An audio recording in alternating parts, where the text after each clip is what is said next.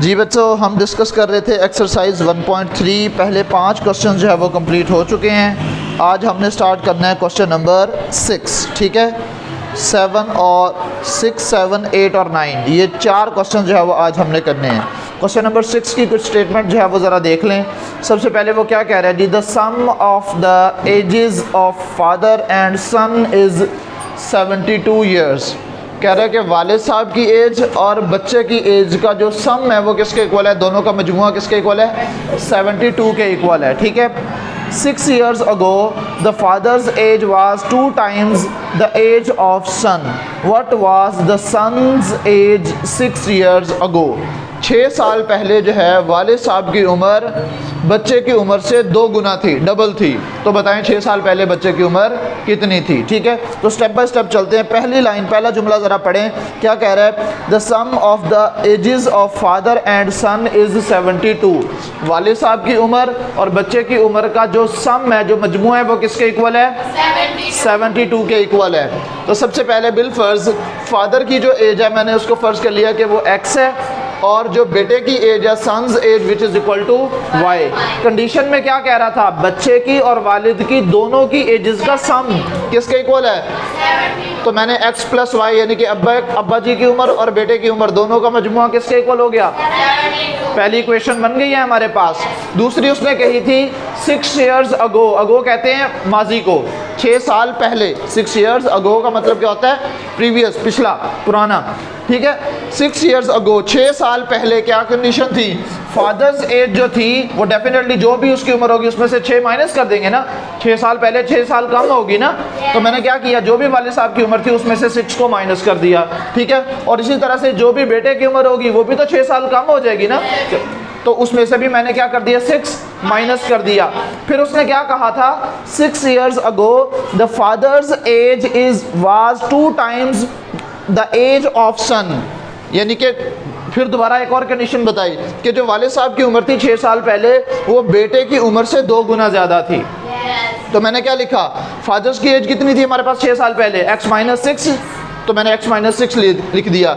और बेटे की उम्र 6 साल पहले कितनी थी, y माइनस 6। लेकिन कंडीशन क्या बता रहा है, कंडीशन ये बता रहा है कि बेटे की उम्र से 2 गुना ज़्यादा थी किसकी उम्र, वालिद साहब की उम्र। अब इसको सिंप्लीफाई करूंगा, यहाँ से भी एक इक्वेशन आ जाएगी और उसको सिंप्लीफाई करके x और y की वैल्यू आ जाएगी जो कि अब्बा जी की और बेटे की उम्र होगी। ठीक है बेटे, समझ आ रही है। अब यहाँ से इसको आगे मल्टीप्लाई करेंगे, x माइनस 6 वैसे का वैसे विच इज़ इक्वल टू 2 अंदर मल्टीप्लाई करो बेटे, ये 2y माइनस 12 हो जाएगा, 2y माइनस 12 हो जाएगा।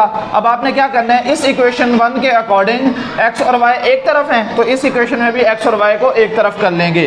तो ये x, ये 2y इधर आके माइनस का 2y हो जाएगा, ये माइनस का 6 इधर आके प्लस का 6 हो जाएगा, और ये माइनस 12 वैसे का वैसे। ठीक है, सो ये हमारे पास x minus 2y same to same, 6 minus 12 तो माइनस 6 नहीं हो जाएगा, इसको आप कह दो बच्चों इक्वेशन नंबर 2। इसको आप क्या कह देंगे, इक्वेशन नंबर 2। ठीक है, अब देखो बेटे एक चीज़ ज़रा समझिएगा, मैंने कल भी आपको बताया था, साइमल्टेनियस लीनियर इक्वेशंस को जब हम सॉल्व करते हैं तो उसमें एक मेथड ये होता है इक्वेशंस को सॉल्व करने का कि आपके पास दोनों इक्वेशंस में किसी एक वेरिएबल के कोफिशिएंट्स सेम होने चाहिए। तो मेरा आपसे सवाल यह है कि इस इक्वेशन में और इस इक्वेशन में किस वेरिएबल के दोनों कोफिशिएंट सेम है, x और x सेम है ना, इधर भी x है इधर भी x है, इधर माइनस 2y है इधर सिर्फ y है। अगर ऊपर भी माइनस 2y होता नीचे भी माइनस 2y होता फिर हम कहते हैं y के कोफिशिएंट्स भी सेम है, ऐसे ही है ना। अभी किसके कोफिशिएंट सेम है, x के और x के। अगर मैं इक्वेशन 2 को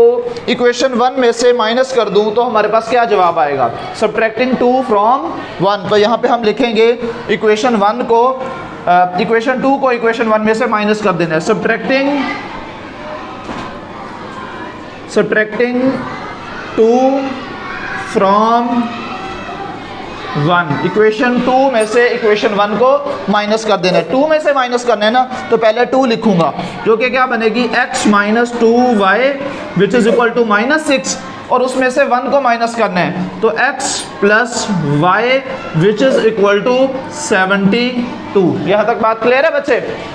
अच्छा, अब ये हमारे पास प्लस में थी सारी वैल्यूज, जब हम इक्वेशंस को माइनस करते हैं तो साइन चेंज होते हैं ना, तो सबके साइंस चेंज कर देंगे। ये जो प्लस का x था वो माइनस का हो जाएगा, जो प्लस का y था वो माइनस का हो जाएगा, जो प्लस का 72 था वो माइनस का 72 हो जाएगा। समझ आ रही है बात बच्चे? तो कौन से दो वैल्यूज कट रही हैं? x और माइनस x कट जाएगा, क्या बच गया हमारे पास?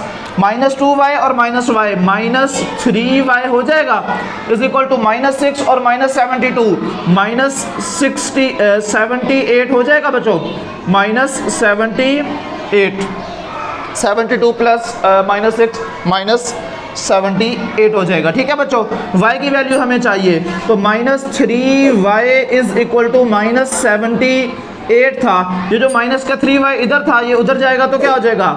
डिवाइड हो जाएगा, तो ये -3 हो जाएगा, और ये माइनस के साथ माइनस 3y ने जस्ट माइनस जो है उधर जाके डिवाइड हो जाएगा। अब 3 के टेबल पे इसको कैंसिल करने की कोशिश करते हैं बेटे। 3 1 3, 3 2 6, 2 आगे 1 आगे कैसे चला जाएगा, और 3 6 18, तो 26 आंसर आ गया बेटे। So y is equal to 26। y की वैल्यू आ गई है हमारे पास। किसकी वैल्यू आ गई है? y की वैल्यू हमारे पास आ गई है बच्चों। अभी हमने किसकी वैल्यू निकालनी है? x की वैल्यू निकालनी है। इसको हमने इक्वेशन 1 कहा था, इसको हमने इक्वेशन 2 कहा था, इसको हम इक्वेशन नंबर 3 कह देते हैं। इसको क्या कहेंगे? इक्वेशन 3। और चूंकि हमें x की वैल्यू निकालनी है तो किस इक्वेशन से हम x की वैल्यू आसानी निकाल सकते हैं? देखो, y की वैल्यू अगर मैं 2 में पुट करूं तो यहां से भी x की वैल्यू निकल सकती है, अगर मैं y की वैल्यू 1 में पुट करूं तो यहां से भी निकल सकती है, जिसमें मर्जी। अब यहां पे पुट करोगे तो पहले आपको y की वैल्यू को 2 टाइम्स करना पड़ेगा, फिर उसको उधर लेके जाना पड़ेगा, तो 1 में पुट कर देते हैं। ठीक है, तो मैं लिखूंगा पुट इक्वेशन 3 इन इक्वेशन 1। ठीक है, तो मैं यहाँ पे लिख रहा हूँ पुट 3 in 1। ठीक है, इक्वेशन 3 को इक्वेशन 1 में मैंने पुट कर देना है, तो क्या बनेगा हमारे पास? x, y की वैल्यू क्या थी? +26 विच इज इक्वल टू 72। इसको राइट साइड को यहाँ पे सॉल्व कर लेते हैं बेटे, देखिएगा ज़रा। ये था x +26 which is equal to 72। ये 26 जब इधर आ जाएगा तो ये x is equal to 72 minus 26 हो जाएगा बच्चों। 72 माइनस 26 हो जाएगा, कितना आंसर आएगा? 46। कितना आंसर आएगा? x which is equal to 46। तो ये वाले साहब की उम्र कितनी आ गई है? 46 ईयर्स आ गई है। बट प्रॉब्लम एक और है, उसने ये नहीं पूछा था कि अब्बा जी की और बेटे की उम्र बताओ, उसने ये पूछा था कि 6 साल पहले बेटे की उम्र कितनी थी। तो 6 साल पहले वाली इक्वेशन हमारे पास कौन सी है? ये नहीं है, ऐसे ही है ना। तो 6 ईयर्स अगो जो बच्चे की उम्र थी, ये यहाँ से नहीं बल्कि यहाँ से निकाल लेंगे। 6 साल पहले जो बच्चे की उम्र बनती है 6 साल पहले, वो कितनी है? y - 6। तो y की उम्र, y की वैल्यू कितनी आई थी? 26। 26 में से 6 माइनस कर देंगे, 20 ईयर्स जो है वो उसकी उम्र आएगी। कब? 6 साल पहले, 6 years ago. Age of the son 6 years ago. 6 years ago, 6 साल पहले बेटे की जो उम्र थी वो कहाँ से निकालेंगे? यही है ना, son's age which is equal to y - 6। 6 साल पहले यही उम्र थी ना, y - 6। तो मैं यहाँ पे पुट करूँगा son's age which is equal to, जी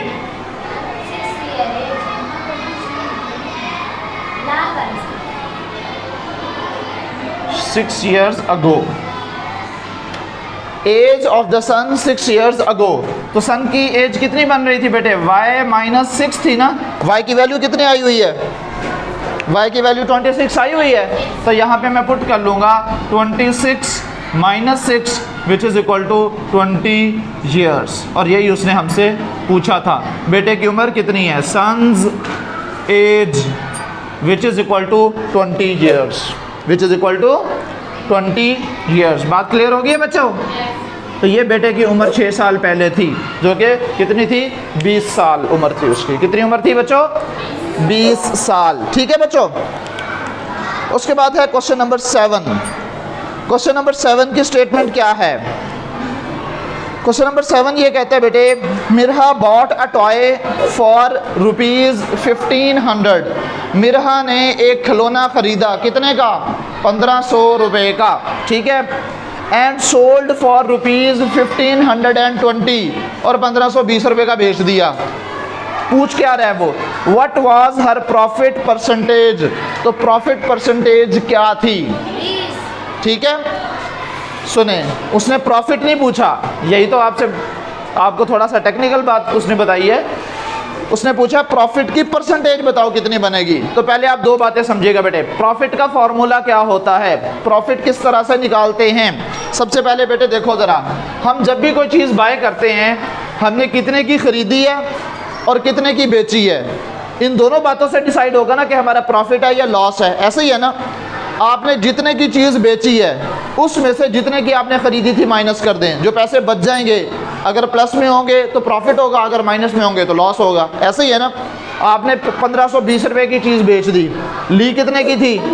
तो आपने 1520 में से 1500 माइनस कर दिए, कितने बच जाएंगे? 20 रुपये। ये तो आ गया आपका प्रॉफिट।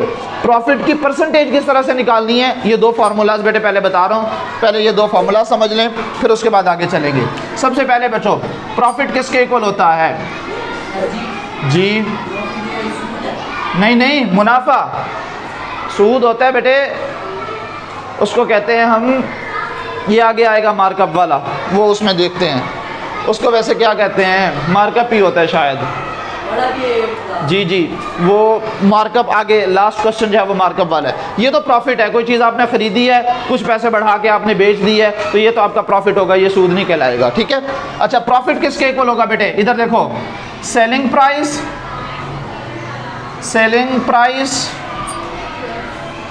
माइनस जो जितने की आपने खरीदी थी, cost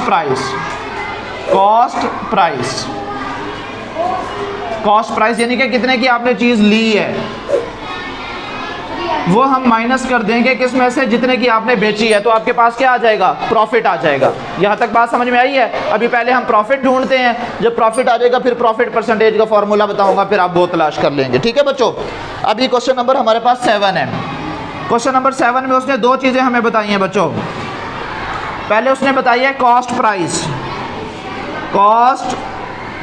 price which is equal to, कितने का उसने खिलौना लिया था? 1520 का। तो आप यहाँ पे लिखेंगे ₹1500। 1500 का लिया था, 1520 का बेचा था उसने। ठीक है, और उसके बाद सेलिंग प्राइस कितनी है बच्चों? सेलिंग प्राइस कितने का बेचा उसने? वो था ₹1520। ऐसे ही है, कहाँ पे? ये माइनस नहीं है बेटे, ये हर वैल्यू के बाद ना ये साइन लगाया जाता है ताकि कोई और इससे आगे वैल्यू ना लिख सके, इसलिए ये वैल्यू को ख़त्म। अब जैसे हम उर्दू में सेंटेंस के बाद फुल स्टॉप लगाते हैं ना, जिसको हम उर्दू में कहते हैं ख़त्मा, और इंग्लिश में सेंटेंस के बाद फुल स्टॉप लगाते हैं, ऐसे ही है। इसी तरह मैथमेटिक्स के अंदर वैल्यू के बाद ये साइन लगाया जाता है, ये वैल्यू को एंड कर रहा है, इसके बाद कोई और वैल्यू नहीं लिखी जा सकती। अगर मैं ये ना लगाता, कोई और आके यहाँ पे एक और ज़ीरो बढ़ा देता, यानी कि आपने चेक लिख के दिया 1000 रुपये का और किसी ने आके एक ज़ीरो और बढ़ा दी, ये तो 10,000 रुपये का बन जाएगा। इसलिए इसके एंड पे क्या लगाया जाता है? ये लाइन लगाई जाती है, ताकि इसके बाद कोई और वैल्यू ना लिखी जा सके। अगर लिखेगा भी तो कटिंग करके लिखेगा, फिर वो चेक एक्सेप्टेबल नहीं होगा। समझ आ रही है? तो इस वजह से वैल्यू के बाद ये लगाया जाता है। अच्छा बच्चों, कॉस्ट प्राइस और सेलिंग प्राइस, ये दो बातें हमें पता चल गई। पहले हम प्रॉफिट मालूम करेंगे, फिर प्रॉफिट परसेंटेज मालूम करेंगे। ठीक है, तो प्रॉफिट का फॉर्मूला मैंने अभी आपको लिख के दिया है। अच्छा, इसकी एब्रीविएशन भी लिख देता हूँ बेटे। प्रॉफिट को शॉर्ट फॉर्म में कहते हैं P, और आपकी बुक में ये मेंशन है। सेलिंग प्राइस को कहते हैं S.P, सेलिंग प्राइस, और कॉस्ट प्राइस को कहते हैं C.P। ये आप 8th में भी पढ़ के आए हुए हो बच्चे। ठीक है, और ये आपकी बुक में भी मेंशन है, मैं आपको बता देता हूँ। ये पेज नंबर आप ओपन करें, 16, प्रॉफिट एंड लॉस वाला topic. Profit which is equal to selling price minus cost price which is equal to P is equal to SP minus CP। ठीक है, ये आप देख सकते हैं। तो हमारे पास बेटे प्रॉफिट का फॉर्मूला क्या हुआ, यहाँ पे मैं लिख रहा हूँ प्रॉफिट किसके इक्वल होता है? Profit which is equal to selling price minus cost price, cost price. ठीक है बच्चे, तो अब हमारे पास ये फार्मूला हो गया। अभी हमारे पास प्रॉफिट की वैल्यू मालूम करनी है, सेलिंग प्राइस कितनी है बच्चों? पी हमने मालूम करना है। सेलिंग प्राइस है 1520 माइनस कॉस्ट प्राइस कितनी थी? 1500। तो कितना प्रॉफिट आ गया? 20 रुपीज़ आ गया। तो यहाँ पे आप लिखेंगे ₹20। तो ये हमारे पास किसकी वैल्यू है? प्रॉफिट की वैल्यू है। लेकिन उसने हमसे प्रॉफिट नहीं पूछा था, उसने हमसे पूछा था प्रॉफिट परसेंटेज। क्या पूछा था? Profit percentage. प्रॉफिट का परसेंटेज मालूम करने का फॉर्मूला भी बेटे आपकी बुक में दिया हुआ है, नीचे देखें जरा। Profit percentage which is equal to profit divided by cost price multiply by 100। दोबारा से लिख रहा हूँ यहाँ पे, ये देखिएगा जरा। ये तो था प्रॉफिट का फॉर्मूला। अगर प्रॉफिट परसेंटेज निकालना है विच इज इक्वल टू, वो क्या कह रहा है हमारे पास? प्रॉफिट कितना है डिवाइडेड बाय कॉस्ट प्राइस कितनी है मल्टीप्लाई बाय 100। ये है हमारे पास किसका फॉर्मूला बेटे? प्रॉफिट परसेंटेज का। किसका? प्रॉफिट परसेंटेज का फॉर्मूला। ठीक है जी। अभी देखिएगा, अभी प्रॉफिट हमारे पास आ चुका है, कॉस्ट प्राइस भी हमारे पास है, तो हम इन दोनों वैल्यूज को उसमें पुट करके 100 के साथ मल्टीप्लाई कर देंगे तो आंसर आ जाएगा जी। ये है प्रॉफिट परसेंटेज और ये है प्रॉफिट। अभी देखो, ये हमारे पास प्रॉफिट की वैल्यू कितनी आई है? 20 रुपीज़। परसेंटेज में कितने परसेंट बनता है? वो हमारे पास P इंटू परसेंटेज साइन होगा। ठीक है, अभी देखिएगा बेटे, अभी देखो हमारे पास प्रॉफिट परसेंटेज का फॉर्मूला मैंने बताया। Profit percentage which is equal to profit multiply divided by cost price multiply by 100। यही बताया ना मैंने आपको। अब सिर्फ मैंने इसके अंदर वैल्यूज को सब्स्टिट्यूट करना है और आपके पास आंसर आ जाएगा। देखिएगा, percentage, profit percentage which is equal to, profit कितना था बच्चों? 20 rupees divided by cost price कितनी थी? 1500 मल्टीप्लाई बाय 100। ये दो जीरो से कट जाएंगी, कितना बच जाएगा? 20 डिवाइडेड बाय 15। 20 को 15 के ऊपर डिवाइड करें तो आपके पास जो आंसर आता है बेटे, आंसर होगा 1.33%। 1.33%। तो ये आपके पास प्रॉफिट परसेंटेज की वैल्यू आ गई है जी। ये इसका आंसर आ गया। ठीक होगी बात बच्चों? क्लियर है? उसके बाद क्वेश्चन नंबर जी बेटे, next question number 8। The annual income of Tayyab is ₹9,60,000 while the exempted amount is ₹1,30,000. How much tax would he have to pay at the rate of 0.75%? तो कह रहे हैं एक शख्स की सालाना इनकम जो है वो कितनी है? 9,60,000 रुपये है, और 9,60,000 में से जो टैक्स फ्री इनकम है वो है बच्चे 1,30,000 रुपये। ये जो एग्जेम्प्टेड अमाउंट दिया हुआ है ना, इसका मतलब ये है कि ये इसमें से कितनी अमाउंट ऐसी है जिसके ऊपर टैक्स लागू नहीं होगा, यानी कि कितनी अमाउंट ऐसी है जिसके ऊपर टैक्स गवर्नमेंट नहीं लेगी। ठीक है, उसको कहते हैं एग्जम्प्टेड अमाउंट, जिसको उर्दू में कहते हैं मुस्तस्ना। मुस्तस्ना मतलब किस चीज़ को रिलीफ है, कितने पैसों तक की छूट है जिस पर टैक्स नहीं लगेगा, वो है ₹1,30,000। ठीक है, अब आपने, और उसके बाद जो बाकी रकम बचेगी उसके ऊपर टैक्स लगेगा 0.75%। तो पूछ आपसे ये रहा है कि वो कितना टैक्स पे करेगा, टैक्स की अमाउंट कितनी होगी ये आपने बताना है। क्या बताना है? टैक्स की अमाउंट कितनी होगी ये आपने बताना है। अब हमारे पास जो टोटल उसकी इनकम है वो कितनी है? Annual income which is 9,60,000 rupees, और जो एग्जेम्प्टेड अमाउंट है वो कितनी है? 1,30,000। तो हमने टैक्सेबल इनकम निकालनी है कि कितने पैसों के ऊपर वो टैक्स देगा। पहले ये निकालेंगे, फिर कितना टैक्स देगा, फिर ये निकालेंगे। समझ आ रही है बात? अभी हमारे पास टैक्सेबल इनकम निकालनी है, तो हमारे पास जो उसकी एनुअल इनकम है वो कितनी थी? 9,60,000। इसमें से जितने पैसों पर टैक्स की छूट है, यानी कि उसको टैक्स नहीं देना पड़ेगा, वो पैसे लिख देंगे, वो है 1,30,000 रुपीज़। ठीक है बच्चों, इनको ज़रा हम माइनस करेंगे तो देखिएगा ज़रा माइनस करके क्या वैल्यू आ रही है। 9,60,000 में से 1,30,000 अगर माइनस करें तो आ रही है 8,30,000 रुपये। कितना है? 8,30,000 रुपये।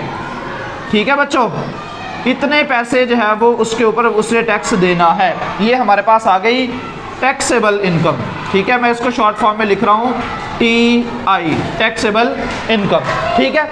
अभी हमने निकालना है अमाउंट ऑफ टैक्स, वो टैक्स देगा कितना, किस परसेंटेज पे देना है उसने, 75% पे। कितने परसेंट के लिहाज से, 75 नहीं, 0.75% के लिहाज से। तो अभी हमने निकाल ली है टैक्स की अमाउंट, यानी कि अमाउंट ऑफ टैक्स। देखिएगा बेटे, ये अमाउंट ऑफ टैक्स निकालने का फॉर्मूला देखते हैं। Amount of tax which is equal to, जो आपके पास परसेंटेज है वो लिखेंगे 0.75% ऑफ जो आपके पास टैक्सेबल इनकम थी वो, यानी कि T.I, ये है फॉर्मूला। अमाउंट ऑफ टैक्स निकालने का फॉर्मूला क्या है बेटे, कितनी रकम है जिसके ऊपर टैक्स लगेगा, उसको मल्टीप्लाई कर देंगे जितने परसेंट टैक्स लगेगा उसके साथ, तो हमारे पास आंसर आ जाएगा, ठीक है। अब देखो ये टैक्सेबल अमाउंट या अमाउंट ऑफ टैक्स जो है वो हमें मिल जाएगी 0.75% ऑफ किसका, टैक्सेबल इनकम कितनी थी, 8,30,000 रुपये, ठीक है बच्चों। अच्छा ये पॉइंट ख़त्म करेंगे तो हमारे पास 75 पॉइंट के नीचे 1 और जितने डिजिट्स हैं उतने ज़ीरोज़, और परसेंटेज ख़त्म करेंगे तो 100 के साथ मल्टीप्लाई करेंगे, और ऑफ का मतलब भी मल्टीप्लिकेशन ही होता है, और 8,30,000 वैसे का वैसे, ठीक है, एक ज़ीरो कम है। अब हम कैंसिल करके देखते हैं बेटे, जो जो वैल्यूज़ बच जाएंगी उसको जो है वो हम फिर सिंप्लीफाई कर लेंगे। ये 2 ज़ीरोज़ से ये 2 ज़ीरोज़ कट जाएंगी, ठीक है बच्चों। जैसे क्या बच गया है हमारे पास, बल्कि ये मल्टीप्लाई यहाँ पे थोड़ी परसेंटेज ख़त्म करने के लिए भी 100 के साथ डिवाइड ही करना है, और बाकी जो हमारे पास टैक्सेबल अमाउंट है उसके साथ मल्टीप्लाई कर देंगे, तो ये 2 ज़ीरोज़ और कैंसिल आउट हो जाएंगी, ये 2 ज़ीरोज़ इन 2 ज़ीरोज़ के साथ कैंसिल आउट हो जाएंगी। क्या बच गया हमारे पास, 0 पॉइंट तो ख़त्म हो गया, 75 मल्टीप्लाई बाय 83, इन दोनों को ज़रा मल्टीप्लाई करो तो आंसर चेक कीजिएगा बेटे क्या वैल्यू आ रही है। आंसर आएगा 6,000 डिवाइडेड बाय 1, तो लिखें ना लिखें कोई मसला नहीं, 6,225, 6,225 रुपीज़, इतने पैसे जो है वो बतौर टैक्स देगा गवर्नमेंट को। जी ये आंसर है, ठीक होगी बात बच्चे, ये आपके पास आंसर आ गया, क्लियर है। 6,225 रुपये, 6,225 रुपये उसने टैक्स देने, जिसकी 9,60,000 रुपये सालाना इनकम है, ठीक हो गई ये बात बच्चे, और बात समझ में आ गई है, ठीक है। नेक्स्ट हमारे पास है क्वेश्चन नंबर 9, जिसकी स्टेटमेंट ये है, find the compound markup on ₹3,75,000 for 1 year at the rate of 14%, at the rate of 14% compounded annually. अब वो कह रहा है कि आप अगर बैंक के अंदर 3,75,000 रुपये जमा करवाते हो 1 साल के लिए, और बैंक आपको 14% के हिसाब से हर साल पैसे वापस करता है, यानी कि एज ए प्रॉफिट, जिसको आप सूद कह सकते हैं, मार्कअप जो है वो आपको 14% के हिसाब से जो है वो वापस करता है, तो बताएं 1 साल के बाद आपको कितने पैसे मिलेंगे। अब आपको 3 बातें बताई हैं उसने, जितनी रकम आपने बैंक में जमा करवानी है उसको कहते हैं बेटे प्रिंसिपल अमाउंट, ठीक है, उसको क्या कहते हैं, इकोनॉमिक्स की लैंग्वेज के अंदर उसको क्या कहा जाता है, प्रिंसिपल अमाउंट। वो पैसे जो आपने बैंक में जमा करवाने हैं वो क्या कहलाएगा, प्रिंसिपल अमाउंट कहलाएगी। जितने साल के लिए जमा करवाने हैं वो टाइम कहलाएगा, 1 ईयर है, और जितने परसेंट प्रॉफिट आपको मिलेगा वो उसका क्या कहलाएगा, रेट कहलाएगा, वो क्या कहलाएगा, रेट कहलाएगा। अब आपको क्या मालूम करने को कहा है उसने कहा कि आप इसका कंपाउंड मार्कअप निकाल के दें, और कंपाउंड मार्कअप निकालने का फॉर्मूला बहुत आसान है, 3 वैल्यूज है, तीनों को मल्टीप्लाई कर देने। कितनी अमाउंट है, principal amount multiply by time duration multiply by rate, ठीक है। तो मैंने लिख दिया PTR, principal amount multiply by time multiply by rate, इन तीनों वैल्यूज को मल्टीप्लाई कर देंगे तो हमारे पास आंसर आ जाएगा, ठीक है बच्चों। तो अभी हमारे पास कंपाउंड मार्कअप निकालना है हमने, तो तीनों वैल्यूज मेरे पास दी हुई है। कंपाउंड मार्कअप को बेटे मैं CM लिख रहा हूँ, कंपाउंड मार्कअप, ठीक है, which is equal to principal amount कितनी है बेटे आपकी, 3,75,000 रुपये, ऐसे ही है, मल्टीप्लाई बाय टाइम कितना है, 1 ईयर, मल्टीप्लाई बाय रेट कितने हैं 14%। बात समझ में आई है बेटे। अब आपने क्या करना है, सिर्फ इसको सिंप्लीफाई करना है। 3,75,000 ज़रब 1 कर देंगे तो कोई फर्क नहीं पड़ेगा। 1 मल्टीप्लाई बाय 3,75,000 तो वही वैल्यू आ जाएगी।